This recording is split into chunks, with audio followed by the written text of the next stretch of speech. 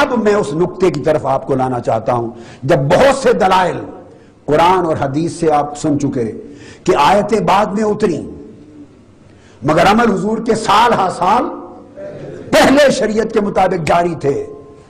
اب سنیے وہ حدیث جس کو امام نسائی نے بھی روایت کیا اور بہت سے ائمہ نے روایت کیا کہ جب آقا علیہ السلام پر پہلی وحی اتری اور اعلان نبوت فرمایا، گھر آئے تو سب سے پہلے دن اعلان نبوت کے بعد آقا علیہ السلام نے نماز با جماعت پڑھائی اور پہلے مقتدی مصطفیٰ کی بارگاہ میں آپ کی جماعت کے ساتھ پیچھے نماز پڑھنے والے حضرت علی شیر خدا اور حضرت خدیجہ الکبریٰ تھے.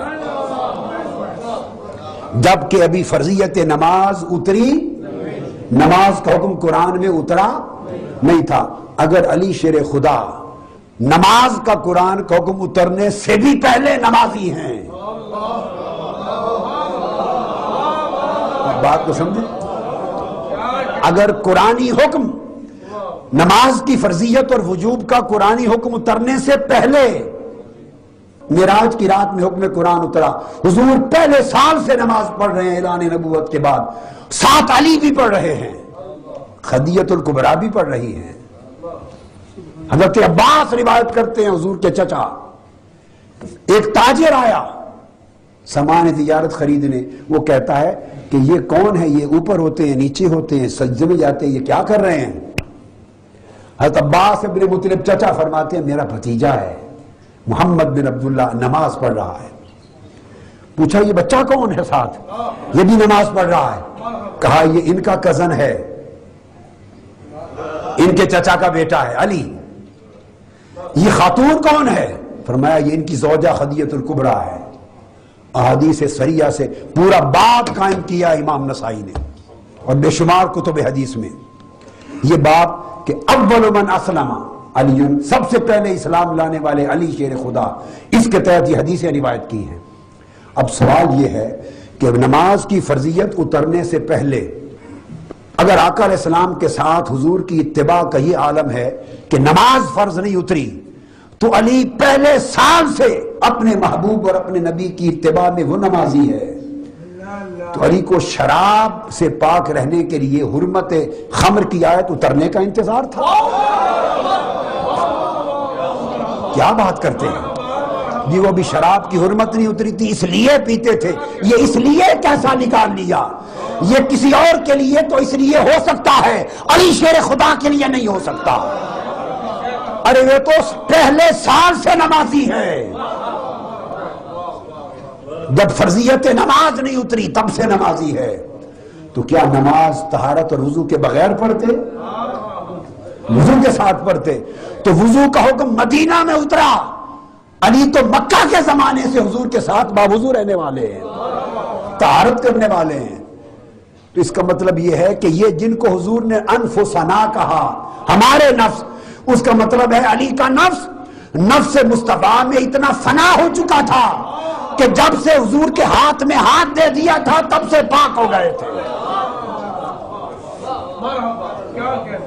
اب حرمت خمر بلے جب اترتی رہے، لا تقربوا الصلاة وانتم سکارا انما الخمر والمیسر، یہ آیتیں حرمت شراب کی جب اترتی رہیں یہ منشا الہی ہے، یہ الگ سکیم ہے.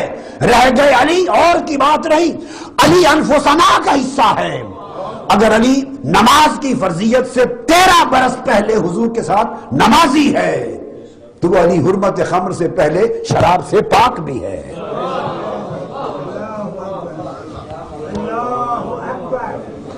وہ نفس مصطفیٰ میں یوں فنا تھے کہ حضور کی سیرت میں فنا ہو گئے تھے، حضور کے اسوہ میں فنا تھے، حضور کی اتباع میں فنا تھے. لہذا جب سب سے پہلے ایمان لے آئے، اس سے اگلی ایک لطیف بات کہتا ہوں، ایمان لے آئے اور آقا علیہ السلام کے لیے گھر میں اجتماع کروانے لگے دعوت توحید دلوانے کے لیے. حضرت ابو طالب کے گھر سب سے پہلی دعوت توحید اور دعوت اسلام کی حضرت ابو طالب کے گھر ان کی حفاظت میں ہوتی، کھانے وہ پکاتے، حضرت علی نوجوان بلا بلا کے لاتے.